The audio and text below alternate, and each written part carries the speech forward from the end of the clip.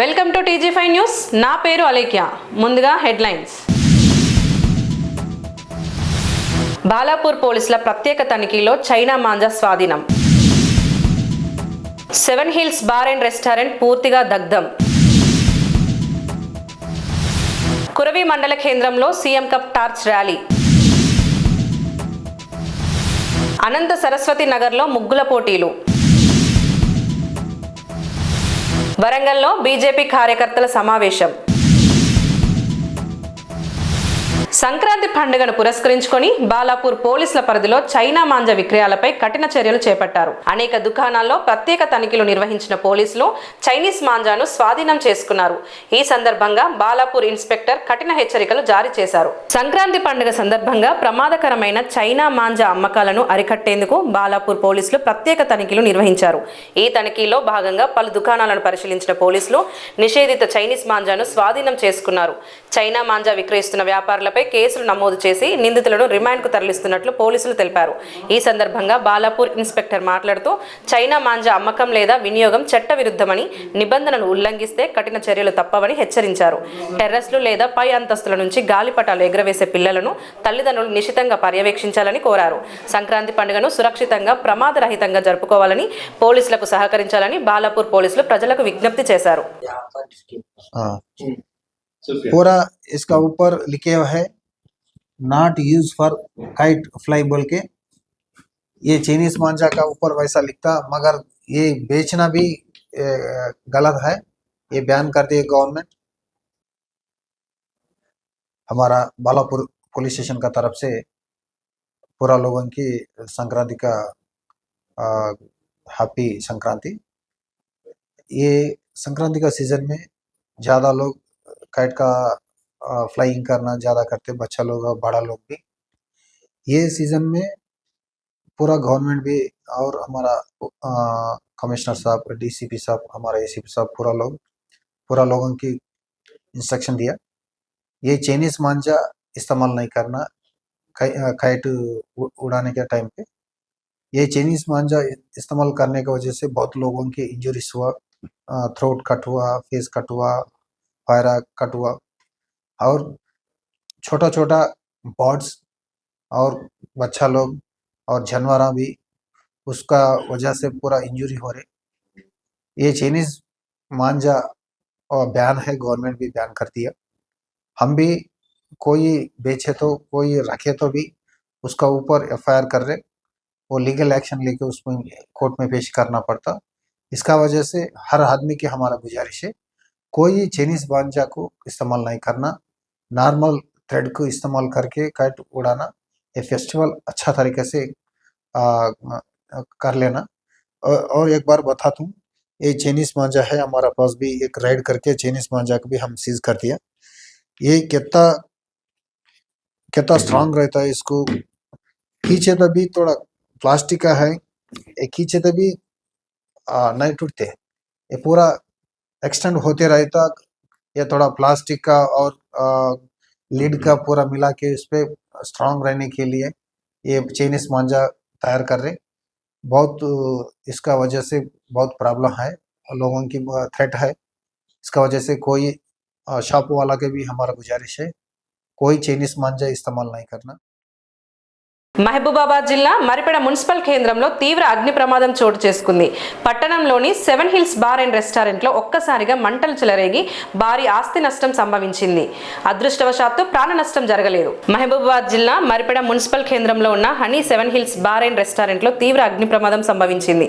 విద్యుత్ short circuit కారణంగా ఒక్కసారిగా మంటలు చెలరేగినట్లు ప్రాథమికంగా గుర్తించారు. సమాచారం అందుకున్న వెంటనే ఫైర్ సిబ్బంది ఘటనా స్థలానికి చేరుకొని మంటలను అదుపులోకి తెచ్చే ప్రయత్నాలు చేపట్టారు. ఈ ప్రమాదంలో భారీగా ఆస్తి నష్టం జరిగినట్లు అధికారులు ప్రాథమికంగా అంచనా వేస్తున్నారు.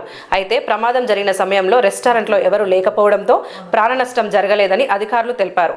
ఘటనపై పోలీసులు కేసు నమోదు చేసి అగ్ని ప్రమాదానికి గల కారణాలపై దర్యాప్తు చేపట్టారు.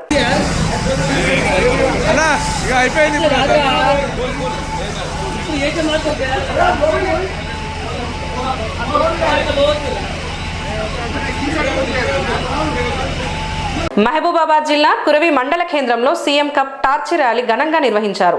ఈ కార్యక్రమానికి ప్రజాప్రతినిధులు, పోలీస్ అధికారులు, క్రీడా రంగ ప్రముఖులు హాజరయ్యారు. మహబూబాబాద్ జిల్లా కురవి మండల కేంద్రంలో సీఎం కప్ టార్చ్ ర్యాలీని ఘనంగా నిర్వహించారు.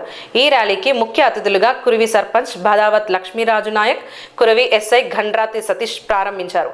ఈ కార్యక్రమంలో TUWJ మహబూబాబాద్ జిల్లా అధ్యక్షులు CH శ్రీనివాస్, మాజీ కురవి ఆలయ చైర్మన్ బదావత్ రాజు నాయక్, వార్డు సభ్యుడు దళితరత్న దైద భద్రయ్య, జిల్లా క్రీడాధికారి జ్యోతి పాల్గొన్నారు. అలాగే కురవి గ్రామ పంచాయతీ కార్యనిర్వహణాధికారి విజయలక్ష్మి, ఉపాధ్యాయులు వహీద్, దైద వెంకటేశ్వర్లు, కోచ్లు కుమారస్వామి, రాము, దడిగల రవి తదితరులు ర్యాలీలో పాల్గొని కార్యక్రమాన్ని విజయవంతం చేశారు. ఈ సందర్భంగా క్రీడల ప్రాధాన్యతను, యువత క్రీడల వైపు మరింత ఆకర్షితులు కావాలని వక్తలు పిలుపునిచ్చారు. మల్కాజ్గిరి అనంత సరస్వతి నగర్లో సంక్రాంతి పండుగను పురస్కరించుకొని ముగ్గుల పోటీలు ఘనంగా నిర్వహించారు. ఈ కార్యక్రమానికి ముఖ్య అతిథిగా మల్కాజ్గిరి ఎమ్మెల్యే మర్రి రాజశేఖర్ రెడ్డి సతీమణి మర్రి మమతారెడ్డి హాజరయ్యారు. మల్కాజ్గిరి అనంత సరస్వతి నగర్లో సంక్రాంతి పండుగ సందర్భంగా మహిళలు, చిన్నారులు ఉత్సాహంగా పాల్గొని ముగ్గుల పోటీలు నిర్వహించారు. ఈ కార్యక్రమానికి ముఖ్య అతిథిగా మల్కాజ్గిరి ఎమ్మెల్యే మర్రి రాజశేఖర్ రెడ్డి సతీమణి మర్రి మమతారెడ్డి విచ్చేశారు. ఈ సందర్భంగా మమతారెడ్డి మాట్లాడుతూ ఆడపడుచుగా తనను ముగ్గుల పోటీకి ఆహ్వానించినందుకు ఎంతో సంతోషంగా ఉందని అన్నారు. ఈ పోటీలో పాల్గొన్న ప్రతి ఒక్కరూ ఎంతో అందంగా ముగ్గులు వేశారని ప్రశంసించారు. అందరికీ మొదటి బహుమతి ఇవ్వాలనిపిస్తోందని ఆమె తెలిపారు. చిన్నపిల్లల నుండి పెద్దవాళ్ల వరకు ఉత్సాహంగా పాల్గొనడం తనకు ఎంతో ఆనందం కలిగించిందని పేర్కొన్నారు. అనంతరం మల్కాజ్గిరి ప్రజలందరికీ సంక్రాంతి శుభాకాంక్షలు తెలిపారు. ఈరోజు ఈ ముగ్గుల ప్రోగ్రాము సంక్రాంతి సంబరాలు జరుపుకుంటానికి అందరికి సంతోషం. వచ్చిన ప్రతి ఒక్కరికి అభినందనలు. మన రాజశేఖర్ అన్న గారి ఆదేశాల మేరకు ఈ సంక్రాంతి సంబరాలు జరుపుకోవడం జరుగుతున్నది. మనకు గెస్ట్గా వచ్చిన మర్రి మమతా మేడం గారికి కృతజ్ఞతలు, మరి థ్యాంక్స్ మా దగ్గరికి వచ్చినందుకు. మా ఆడపడుచులందరినీ మీరు ముగ్గులు చూసి సెలెక్ట్ చేసినందుకు థ్యాంక్స్ మేడం.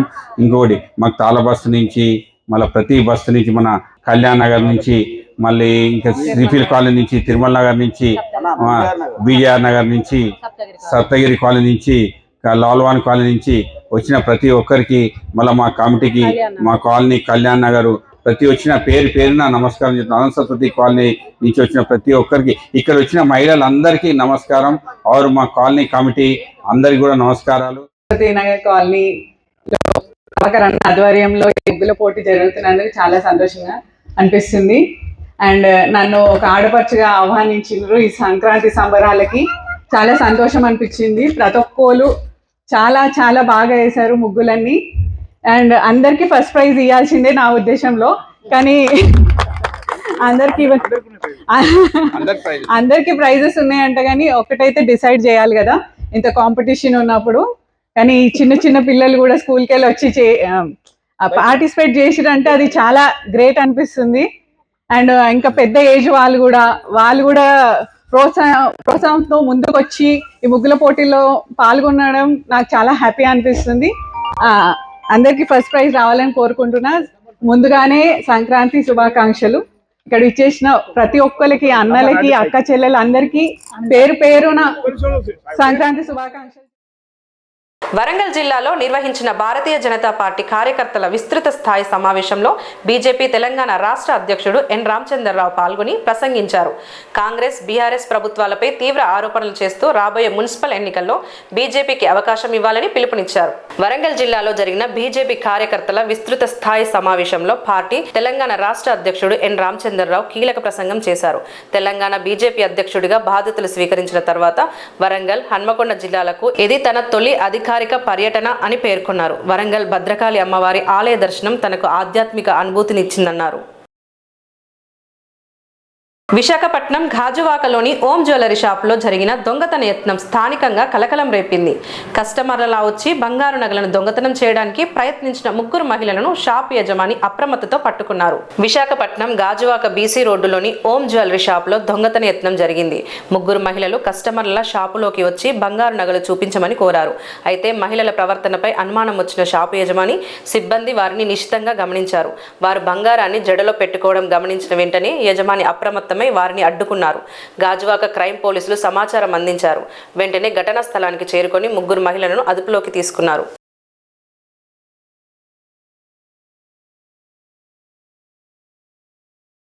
కూకట్పల్లి ప్రాంతంలో మాదక ద్రవ్యాలకు సంబంధించి ఒక అరెస్టు జరిగింది. కేపీహెచ్బీ పోలీస్ స్టేషన్ పరిధిలోని మోహన్ హాస్టల్ అడ్డగుట్టలో నివసిస్తున్న ప్రేమ్ కుమార్ ని పోలీసులు అదుపులోకి తీసుకున్నారు. కూకట్పల్లి ప్రాంతంలో గంజాయి విక్రయిస్తున్నట్లు మిగిలిన సమాచారం ఆధారంగా ప్రేమ్ కుమార్ అనే వ్యక్తిని పోలీసులు అరెస్ట్ చేశారు. నిందితుడి వద్ద 600 గ్రాముల గంజాయి, 4,800 రూపాయల నగదు, ఒక సెల్ ఫోన్ స్వాధీనం చేయబడింది.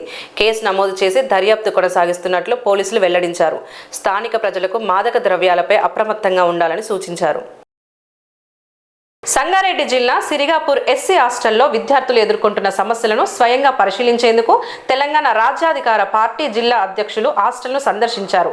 అక్కడి పరిస్థితులపై తీవ్ర అసంతృప్తి వ్యక్తం చేశారు. సంగారెడ్డి జిల్లా సిరిగాపూర్ ఎస్సీ హాస్టల్లో విద్యార్థులు ఎదుర్కొంటున్న తీవ్రమైన సమస్యలను పరిశీలించేందుకు తెలంగాణ రాజ్యాధికార పార్టీ జిల్లా అధ్యక్షులు హాస్టల్ను సందర్శించారు. ఈ సందర్భంగా హాస్టల్లో ఆహార నాణ్యత లోపం, తాగునీటి కొరత, బాత్రూంలో టాయిలెట్ల దయనీయ పరిస్థితి, భద్రత లోపాలు, సిబ్బంది నిర్లక్ష్యం వంటి అనేక సమస్యలు విద్యార్థులను ఇబ్బంది పెడుతున్నట్లు గుర్తించారు. ఈరోజు మనం సిరిగాపూర్లో ఉన్నటువంటి షెడ్యూల్ కులాల హాస్టల్ అంటే దీంట్లో ప్రతి ఒక్కరు కూడా బడుగు బలహీన వర్గాలు చదువుకునేటటువంటి ఇది ఒక స్కూలు, ఇది ఒక వసతి గృహం అన్నమాట. ఇక్కడ సిరిగాపూర్లో ఉంది. ఈ వసతి గృహంలో సరైన సదుపాయాలు లేవు. గతంలో కూడా ఇక్కడ ఉన్నటువంటి వార్డెన్ పేరు ఏం పేరు అన్నారు?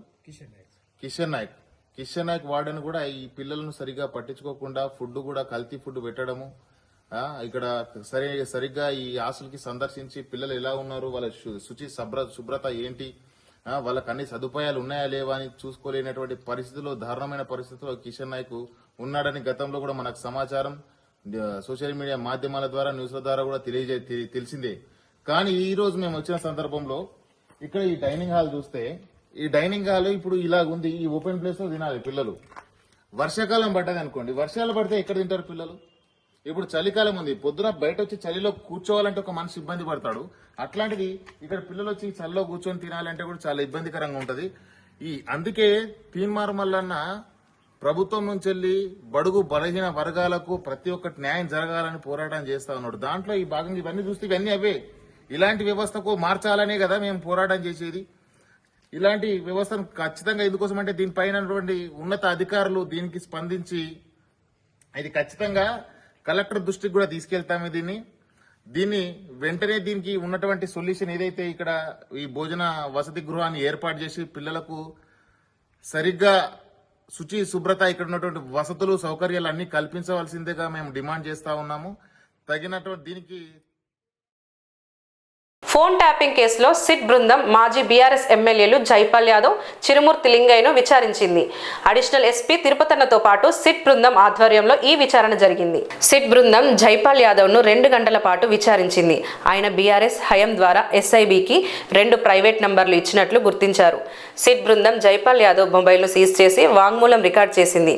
అడిషనల్ ఎస్పీ తిరుపతన్నతో జరిగిన కాల్స్ వివరణల ఆధారంగా ఆయన సమీప బంధువుతో అలాగే భార్యాభర్తల మధ్య విభేదాల గురించి చాలాసార్లు మాట్లాడినట్టు సిట్ నమోదు చేసింది.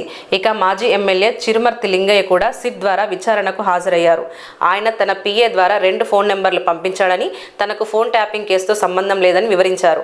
విచారణలో సిట్ ఎప్పటికప్పుడు వాంగ్మూలాలను రికార్డ్ చేసింది మరియు అడిషనల్ ఎస్పీ తిరుపతన్నతో సంబంధిత క్లారిటీని పొందింది. గతంలో అడిగిన పద్ధతిలో మరి కూడా అడగడం జరిగింది. అందులో కొత్త ఏం లేదు. కాకపోతే ఏంటంటే పొలిటికల్ ఈక్వేషన్ తప్పితే ఇల్లు మరొకటి కాదు. ఫోన్ ట్యాపింగ్ అనేది మేము చేసే పని కాదు. అది అధికారులు ఎందుకు చేస్తారు, ఏం సంగతి అనేది వాళ్ళకున్న సమాచారం బట్టి వాళ్ళు సేకరించుకుంటారు. అందులో మా ద్వారా ఏదో సమాచారం అందినట్టుగా మేమేదో మెసేజ్ పెట్టినట్టుగా అది మాట్లాడి మాకు ఉన్న పరిచయాలతోటి గతంలో తిరుపతి మా జిల్లాలో అనేక సంవత్సరాలు పనిచేసిన వాటి మాతో మాట్లాడిన తప్పితే మాట్లాడేటప్పుడు ఎవరితో తెలుసుకోవడం కోసం నెంబర్లు ఆడితే మా పిఏ అక్కడ ఉన్న వాళ్ళు ఎవరో నెంబర్లు ఆడి మెసేజ్ పెట్టడం జరిగింది. అందులో కొత్త ఏం లేదు. ట్యాపింగ్ అనేది అధికారులు కానీ వాళ్ళకున్న అవసరాల బట్టి అలా అక్కిర నిమిత్తం బట్టి వాళ్ళు చేసుకుంటారు. అందులో మేమేం చేయగలుగుతాం? ఈ రాష్ట్రంలో అనేక రకాల నిఘా విభాగాల మీద పనిచేస్తుంటుంది వ్యవస్థ. అందులో భాగంగానే వాళ్ళు ఏ రకంగా చేసుకుని ఎందుకు చేసుకున్నారు అనేది మనకు సమాచారం తెలియదు. అందులో మమ్మల్ని లాగి పదే మమ్మల్ని విచారణ పేరు కూడా పిలిచి ఇది పొలిటికల్ యాంగిల్ చేస్తున్న సిచ్యువేషన్ కనబడుతుంది తప్పితే మరొకటి కాదు. ఇప్పుడు ఉన్న టీంలో పోలీస్ డిపార్ట్మెంట్ ఒక ఆఫీసర్ మాకు ఫోన్ చేయడం జరిగింది. 1-2 సార్లు తిరుపతన్న గారు ఫోన్ చేయడం జరిగింది. పలానాలు తెలుసా అని అడిగితే తెలుసు అన్నట్టుగా ఎవరు తెలుసుకుని చెప్పని చెప్పి అప్పుడు పబ్లిక్లో ప్రచారం ఉన్నాం కాబట్టి పక్కన ఉన్న వాళ్ళు ఎవరో నా నెంబర్కి వెళ్ళి SMS చేశారు. ఆ ఎస్ఎంఎస్ చేస్తే ఆ నెంబర్ని ఏం చేసి ఏం సంగతి నాకు తెలియదు. వాళ్ళు మీకు పొలిటికల్గా యాంటీ కాబట్టి మీరు నెంబర్లు ఇచ్చారా అని అడగడం జరిగింది. నాకు పొలిటికల్ యాంగిల్ అంటే 100 మంది ఉంటారు, ఒకరిద్దరు ఉంటారు కదా. వాళ్ళు ఎవరు నాకు సంబంధం లేని వ్యక్తులు నేను ఇవ్వలేదు. నాకు సంబంధం లేని వ్యక్తులు వాళ్ళకి ఇవ్వాల్సిన పని లేదు. అధికారులు అడిగారు కాబట్టి మా వాళ్ళని తెలుసుకొని మెసేజ్ పెట్టడం జరిగింది. అంతా తప్ప మీ ఫోన్ ట్యాప్ కానీ మాకు కానీ ఎలాంటి సంబంధం లేదు. మీరు ఎందుకు చేస్తారు ఏం సార్, మీ అధికారులు తెలిసి ఉండాలి. అది మాకు సంబంధం లేని విషయాన్ని మమ్మల్ని పదే పిల్లడం మంచిది కాదని చెప్పడం జరిగింది.